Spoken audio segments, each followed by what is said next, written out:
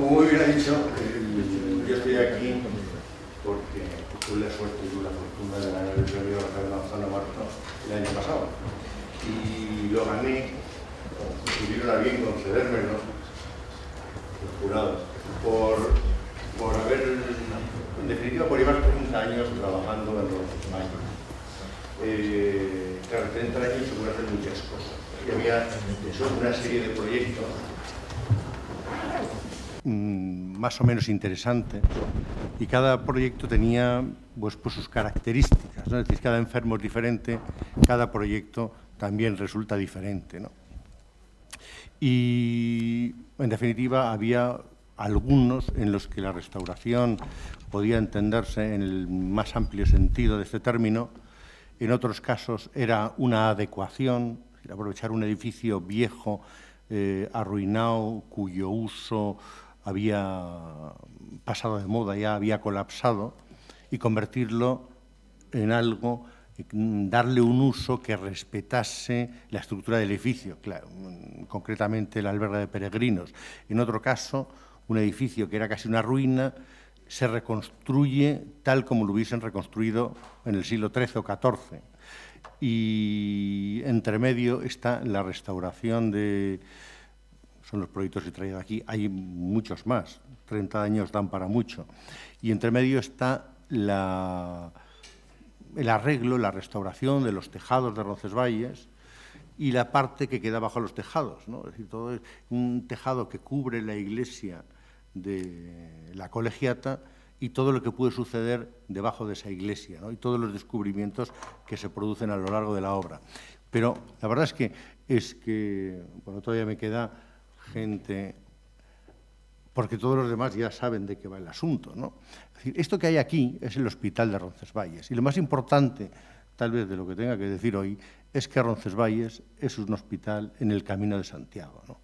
Desde que en el siglo IX se descubre el sepulcro del santo en Galicia, del apóstol Santiago, comienza una peregrinación desde toda Europa hacia ese lugar de Galicia, cerca del Finisterre, donde dicen que está enterrado el santo, el apóstol, ¿no?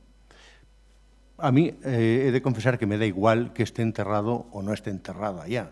Lo cierto es que puede no estar enterrado. Pues bien, me lo creo, no es dogma de fe, pero lo cierto es que generó un flujo de peregrinos, un trasiego de cultura importantísimo que vertebró Europa y le hizo decir a Goethe que Europa se había hecho peregrinando, ¿no? Y, evidentemente, si eso supuso una vertebración de Occidente, de Europa, lo supuso más de Navarra, que es de la comunidad de la cual yo vengo. Antes mi compañera estaba hablando de Segovia y las comunidades autónomas. Yo vengo de Navarra, efectivamente. Bien, entonces, todo esto nace con el Camino de Santiago. Y estamos hablando siglo IX, siglo X, y ante la dificultad de todos los peregrinos de cruzar los Pirineos, porque los peregrinos venían de toda Europa por 4 rutas. Una que partía de Tours, seguía más o menos por la costa del Atlántico, atravesaba las Landas y llegaba a Saint-Jean-Pied-de-Port, a los pies de los Pirineos occidentales. Después otra ruta que partía de París, la de París pasaba por Tours, la siguiente era de Vézelay, Angoulême, Périgueux, también llegaba a ese punto.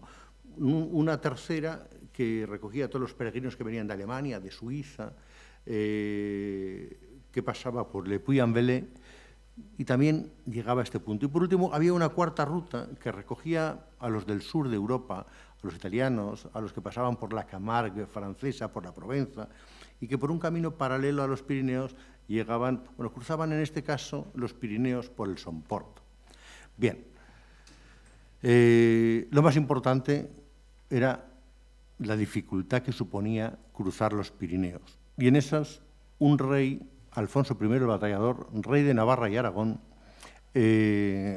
encargó a un obispo, Sancho la Rosa, obispo de Pamplona, que fundase un hospital para ayudar a los peregrinos a atravesar el monte. Bueno, el hospital es este que le estoy marcando aquí, y esta fotografía está hecha desde la parte alta de los Pirineos. Es un lugar, estamos hablando, se ha hablado esta tarde de lugares, un lugar maravilloso, donde la guía del peregrino medieval, del Codex Calixtinus, escrito en torno a 1140, decía que ese punto se podía tocar el cielo con la mano, se veía el mar Británico occidental y se veían los tres reinos, ¿no? Castilla, Aragón, Navarra y Francia, evidentemente, ¿no? Ese punto es desde el que está hecha la fotografía. Entonces ahora voy a tratar de pasar mucho más rápido, pero para que sepan que Roncesvalles se colocó en esta parte tan protegida de los Pirineos, en la llanura de Burguete, que es esta llanura que ven ustedes por aquí, y que funcionó como hospital desde entonces. Roncesvalles es un hospital. Entonces, a mí lo que me tocó, según el peregrino va bajando, va viendo el hospital los días que no nieva y que no hay niebla, que son pocos, son 60, está calculado. Y esta fotografía ilustraba bastante bien, esta imagen ilustra bastante bien cómo Lepoeder, que es un collado que en vascuence dicen que quiere decir collado hermoso, puerto hermoso. A media ladera los peregrinos bajaban hasta Ibañeta, que está más bajo, que es el cambio de vertiente de las aguas del Mediterráneo al Cantábrico. Al fondo del valle estaría Valcarlos, es decir, el lugar donde tal vez a Carlomagno los pamploneses le dieron una tunda en la batalla de Roncesvalles. Y, por último, abajo, pegadito y protegido, cara al sur, estaba Roncesvalles, ¿no? Es decir, con esta imagen uno puede dar testimonio de que era peligroso cruzar ese lugar. Porque había lobos, etc.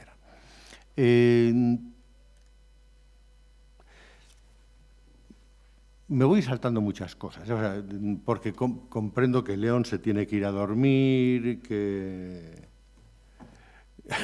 Estéfano tiene que ir también a cenar, que Carol ya tiene hambre. Pero había una cosa que estábamos hablando esta mañana, que hablábamos de lugares. Lepoeder es un lugar. Sí, le ha hablado también antes mi compañero. Un lugar donde, en este caso, no ha habido ninguna construcción, pero ha habido alguien que ha escrito que aquí fue donde Carlomagno alzó la cruz. Carlomagno todavía, cuando se descubre el cuerpo del apóstol, no existía, fue posterior el descubrimiento del apóstol. Pero claro, para dar publicidad a Roncesvalles se van inventando todo tipo de anécdotas. Se ve Ibañeta, que es ese collado, se ve Roncesvalles, el hospital, y por último se ve un pueblo, uno de los pueblos de esto que tanto se ha hablado estos días, ¿no? Cómo crece el pueblo al lado de la calle principal, de la calle mayor, ¿no? El camino atraviesa una zona rural, atraviesa el campo, y con las franquicias, el rey dota de unos privilegios a unos ciudadanos, normalmente franceses, para que se establezcan en esa zona y puedan servir al peregrino, ¿no? De esta forma, esta zona ya es una zona civilizada, pero a medida que se va avanzando hacia el sur y hacia occidente, es una manera de consolidar el territorio, ¿no? De ir consolidando mediante los fueros, tener población fija y ganar terreno al adversario, a ese terreno de nadie, consolidarlo como algo definitivo. Bien, esto es Roncesvalles. Un conjunto hospitalario muy, tengo que decir, que al estar en zona fronteriza ha padecido todo tipo de guerras, saqueos, mutilaciones, etc. Después, por su peculiar cubierta de madera, porque todo Roncesvalles estaba cubierto con madera de haya. Claro, la madera de haya se secaba y al cabo del tiempo cualquier relámpago, cualquier chispa que saltase incendiaba y eso ardía como la yesca, ¿no? Y entonces se comunicaban por todos los tejados y se arruinaba Roncesvalles. Bien, esto es una imagen y ahora prometo pasar mucho más rápido. Realmente la planta de Roncesvalles no es muy elocuente, ¿no? Entonces sería la iglesia, el antiguo hospital, lo que se ha convertido en albergue de peregrinos, la casa prioral, donde residen los canónigos y está la biblioteca, Itzandegia, que es este edificio que se construyó de nuevo, pero claro, las nuevas carreteras, las nuevas construcciones destrozan la linealidad del camino, ¿no? Ese camino en el que uno debería basarse para proyectar, para hacer cualquier cosa en Roncesvalles, que no hay por qué hacer en estos momentos, deberíamos tomar como punto de partida esto. Perdonadme, todavía que hay gente joven con ilusión. No, vamos, voy a hablar de un proyecto de restauración. Uno es este, que estoy señalando aquí, que es Itzandegia. Itzandegia es un nombre en vascuence que podía ser lugar donde la gente duerme, donde la gente descansa, etc. Era un edificio, ya habíamos restaurado esta cubierta, y que estaba como abandonado, bueno, como abandonado no, abandonado por completo y arruinado, ¿no? Prácticamente arruinado. Era esto. Entonces tenía sus muñones y sus cosas, que las vamos a ir viendo muy rápido. Este era el Roncesvalles que me encontré yo en 1982, cubiertas de chapa de zinc, cubiertas de fibrocemento, cubiertas de teja marsellesa, pizarra, un pupurri de materiales, y ninguno obedecía. Era el capricho del vendedor que había llegado a Roncesvalles diciendo: tengo una nueva cubierta que les va a solucionar todos los problemas, ¿no? Bien, y esto estaba recubierto de teja. Pero bueno, vamos acercándonos y entonces nos damos cuenta que eso, que es una ruina muy asquerosa, de repente nos cuenta cosas. Si dejamos hablar al monumento, el monumento, que es muy bueno y muy sabio, nos está contando lo que fue. Y posiblemente, si lo escuchamos con un poquito más de atención, nos contará lo que quiere ser, ¿no? Entonces, pues, había pues, restos de contrafuertes que los habían derribado pues, a principios del siglo XX, restos de saeteras. Bueno, y esto animó bastante. Ciertamente pensábamos que esto era un edificio que nunca lo restauraríamos, ¿no? Aquí se pueden ver las mismas cosas, ¿no? Los contrafuertes, incluso se lee perfectamente un añadido, ¿no? Que claro, que también con respecto a la tradición, que la tradición es la forma de adecuarse también el edificio al medio, al lugar. Resulta que la cubierta que habían traído de un edificio tipo resultaba que no cumplía las necesidades de Roncesvalles. Roncesvalles nieva mucho. Y entonces tuvieron que cambiar la pendiente de la cubierta, hacerla más pronunciada y supongo que aprovechar este espacio para hacer un colchón térmico, ¿no? Para amortiguar, guardar en la parte superior paja o algo que mejorase las condiciones climáticas. Bueno, el edificio estaba así. Esto era una puerta. Estaba realmente desagradable, ¿no? Estaba como enfermo, con llagas, con heridas. Pero un día, sorteando pulgas, vacas y cerdos, conseguí entrar aquí dentro y entonces aquí aparecía un arco roto, truncado, pero un arco con su ménsula. Aquí aparecía otro. La puerta que por dentro estaba tapiada, por dentro y por fuera, claro, estaba medio tapiada con el terreno, tapiada además, pues por dentro marcaba que tenía su arco de descarga. Bueno, total, nos pusimos a analizar el edificio, que es lo primero que se tiene que hacer con un monumento, ¿no? Primero estudiarlo y después ir limpiando. En algunos casos el arqueólogo será más cuidadoso, limpiará con un paletín, limpiará con un pincel, y aquí limpiamos pues como se debía limpiar un edificio de esta envergadura. ¿Qué pasaba? Que el edificio había perdido, era una ruina, estaba enmascarado, no se reconocía, ya no sabías qué tipología era. Intuíamos la tipología que tenía, que veremos que es un edificio de arcos diafragma, cubierto con una estructura de madera vista, y que estos arcos se apeaban con contrafuertes exteriores, ¿no? Bien. Y en definitiva teníamos una saetera, teníamos los arranques de los arcos, ambos a cada lado. Las saeteras, que en esta época no varían, porque además no tenían ninguna decoración, ninguna moldura decorada. Entonces era fácilmente repetible, ¿no? Esto es lo que íbamos pensando nosotros. Íbamos limpiando el edificio, íbamos quitando lo que Antonio González llama excrescencias, ¿no? Es decir, esas cosas como verrugas que van apareciendo en el monumento, que lo desfiguran y que no nos permiten percibirlo tal como es, ¿no? Y en este caso, este es como, voy a explicarlo ya muy rápido, es un ejemplo de una restauración con los mismos materiales, con el mismo sistema constructivo, tal, bueno, como hubiese hecho un maestro de obras del siglo XVI, o del siglo XV, o del siglo XIV, ¿no? Simplemente faltaban piedras y había que reponerlas. Bueno, lo fuimos desnudando, llegamos a las alturas adecuadas, que consideramos adecuadas mediante dibujo, no a ojo, evidentemente perfectamente comprobado y documentado. Se veían distintas fábricas, se veía que pasaban muchas cosas. Este fue un segundo paso, ya teníamos todos los arranques, podíamos hacerlo. Y bueno, el edificio, este es el edificio ya que proponemos, ¿no? Que proponíamos, que es la planta, bueno, la planta no la tengo, es la sección, unas 5 arcos diafragma que se apean en contrafuertes, con unas saeteras altas orientadas al sur. Es una forma muy buena de ventilar, ¿no? Las saeteras están aquí.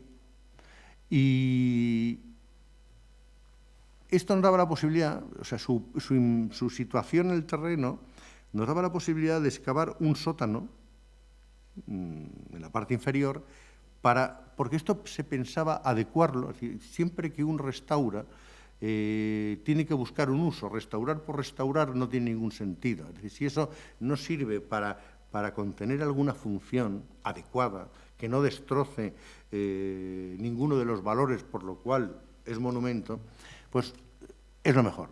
Entonces aquí decidimos, o se decidió, que fuese albergue de peregrinos para el año jacobeo de 1993. Bueno, era una posibilidad que funcionaba bastante bien. Y entonces, en la parte inferior se podía colocar los duchas, vestuarios, cocina, etcétera, del albergue, ¿no? Entonces, la gran sala, esta sería una gran sala dormitorio que diseñaríamos, y no la hemos diseñado, pero bueno. Y por esta cámara, podríamos decir, y por esta otra cámara, lo que ocurre es que pasan unos tubos de aire caliente, que es la calefacción que calefacta, valga la redundancia, el edificio, ¿no? Bien, nada más.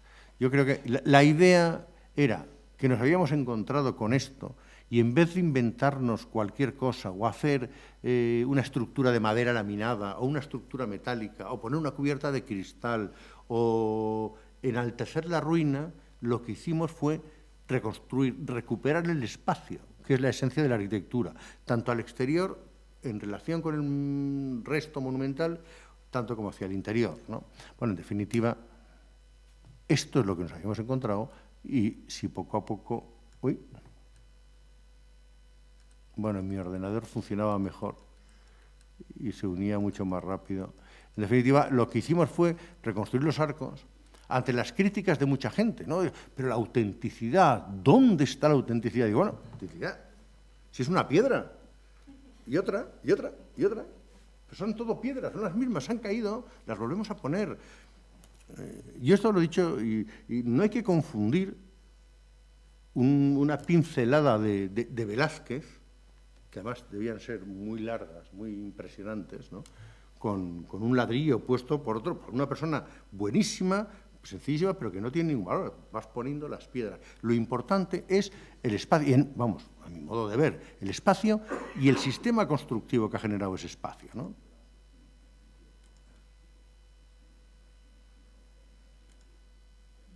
Y en definitiva, aquí se ve bien, pues lo que hace, en vez de hacerlo de otra forma, construimos unas cimbras de madera, las cimbras de madera son las que sujetan las dovelas, y todo este edificio va recuperando su imagen primitiva. Es decir, era muy emocionante ir a medida que iba visitando la obra, como veías que eso que habías pensado, que realmente era un espacio, es un espacio.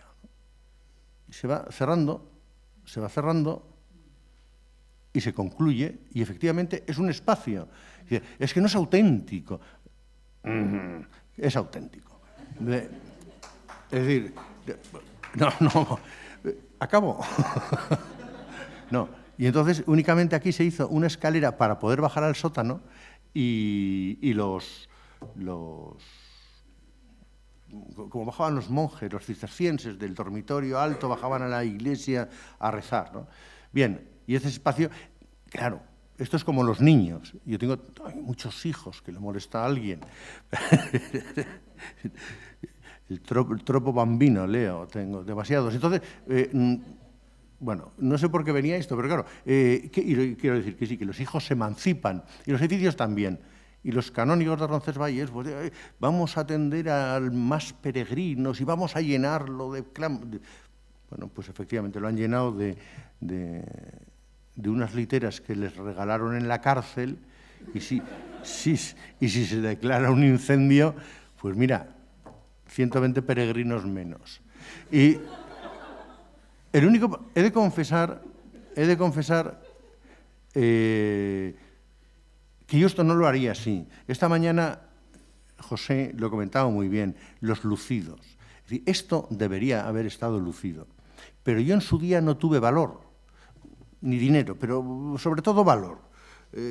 Lucir esto, darle un agua de cal, pintarlo, porque eso hacían los antiguos. Los antiguos no les gustaba ver este tipo de fábrica con esta que es nueva, con esta que está... Entonces, una veladura con agua de cal, incluso con un despiece fingido, sería lo que tal vez hubiese llevado aquí. Pero, lo siento, mi culpa, my fault. Y la iluminación, esa iluminación que a mí no me gustan los proyectores, ya lo hablábamos el otro día, entonces es la única cosa que se ha dibujado ex novo, ¿no? Lo único que he dibujado yo han sido las lámparas estas, bueno, que le dan cierta brillantez, pero no hay proyectores adosados a los arcos, esos que queman y tal. Y, bueno, así se ve mucho mejor las caras de los que van a morir con el incendio. Bien, y con esto se acaba Izandeguía, pero bueno, Izandeguía al final queda así. Lepoéder es este puerto de aquí. El peregrino bajaba a media ladera hasta Ibañeta y acababa en Roncesvalles, ¿no? Yo creo que no les voy a dar más la brasa. La verdad, la tenía en la conferencia para una conferencia normal, pero como ya nos van a cerrar, van a venir la policía, va a recordar lo que... Y ya no tenemos edad para correr. Bueno, estos son los peregrinos, como digo, disléxicos, porque van en el sentido contrario, pero da igual. Y esta es, bueno, maybe English. Como circulan por la izquierda, no sé. Y les digo algo y dicen, no les digas. Bueno, es que ciertamente yo creo que esto podría ser un momento para cerrar. ¿Te parece, Alejandro? Yo me sacrifico. José esta mañana ha sido muy breve y lo ha explicado estupendamente. Entonces, a mí me sabe mal tener a la gente aquí a las 8:15. También es cierto que me sabe mal que mi mujer me meta una bronca por llegar tarde a casa y no cuidar a mi nieta. Pero, si queréis yo... Si quieres hacer una cosa, ¿te queda mucho? No, o sea, esto es... No, yo qué sé. Bueno, esto es la cubierta de la iglesia. La iglesia, así estaba Roncesvalles cuando llegué yo, esto es el año 82. En definitiva, aunque aquí se empieza la obra en el 94, y entonces era una iglesia fantástica, pequeña pero grandiosa, que la mandó construir el rey Sancho el Fuerte a principios del siglo XIII, en 1212, en torno a la batalla de las Navas de Tolosa. Y para ello hizo venir a un arquitecto, es decir, no llamó a un cualquiera, sino que llamó a un arquitecto francés, de los que entonces trabajaban en el entorno de l'Île-de-France, que conocía muy bien lo que se había hecho en Notre Dame y lo que se estaba haciendo en todos los pueblecitos de alrededor, ¿no? Y entonces, bueno, la iglesia era esta, esto es falso, esto es un rosetón que le añadieron en los años 40 del siglo pasado para que pareciese más gótico, cogieron de Viollet-le-Duc, rosetón, ros, entonces cogieron, ¡pum!, como el de Chartres. Perfecto.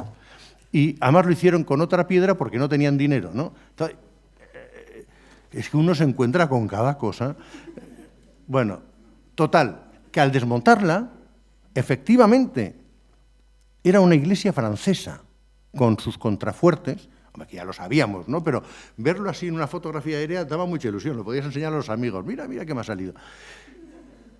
Y estos son unos planos ya, bueno, de la iglesia, levantados, estupendos, y donde se ve la proporción de la iglesia con una cripta que en principio se construye por motivos, valga la redundancia, constructivos, es decir, para nivelar el terreno, porque el terreno está en pendiente hacia el río, se construye esta cripta que está decorada hasta el final con pinturas geométricas del siglo XIII, con lo cual la iglesia también estaría, pero en ese afán de sacar la piedra, de rusticidad, autenticidad, sinceridad constructiva, picaron todo.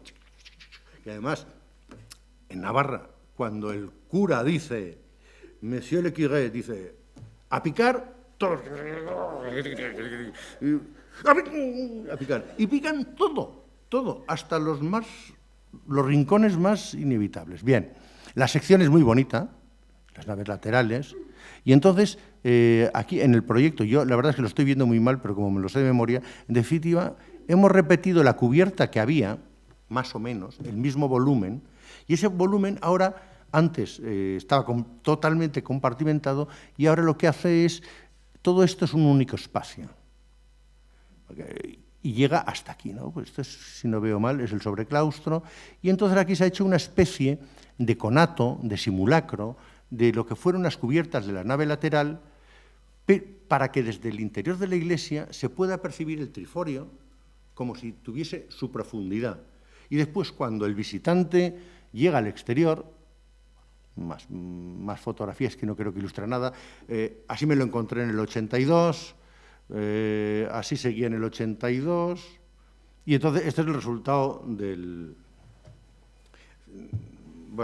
la restauración, que en definitiva es una escalera que sube del sobreclaustro al claustro, que uno llega a este espacio y entonces puede ver esa iglesia gótica con sus contrafuertes, con sus arbotantes, con sus rosetones, con mi mujer que si...